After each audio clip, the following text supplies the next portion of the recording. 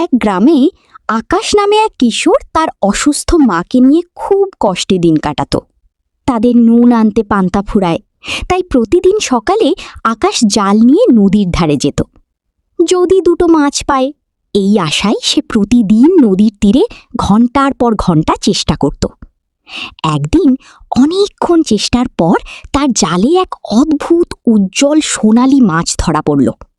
মাছটি হঠাৎ মানুষের গলায় বলে উঠল, আকাশ, আমাকে মেরো না, আমি এই নদীর প্রাণ। দয়ালু আকাশ মাছটির মায়াবী চোখ দেখে তাকে নদীতে ছেড়ে দিল।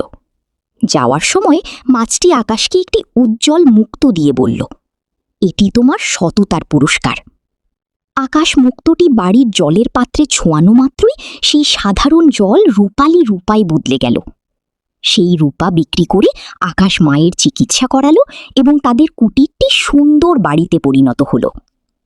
আকাশের এই হঠাৎ বড়লোক হওয়া দেখে প্রতিবেশী বিমল কাকা আর রতন হিংসায় জ্বলে উঠল।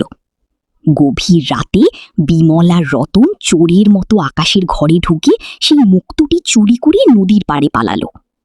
বিমল ভাবল, এখন আমি এই নদীর সব জলকে সোনা বানিয়ে দেব, তখন আমি হব রাজ্যের রাজা।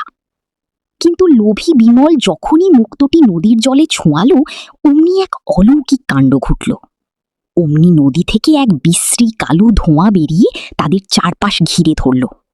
বিমলের পা দুটো পাথরের মতো শক্ত হয়ে যেতে লাগল।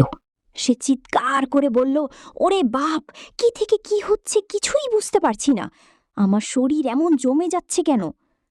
আকাশ খবর পেয়ে সেখানে ছুটে এলো এবং বিমল ও রতনকে অর্ধেক পাথরের মতো দাঁড়িয়ে থাকতে দেখল। তাদেরই দশা দেখে আকাশের খুব মায়া হল। সে মনে মনে সোনার মাছটিকে ডাকল।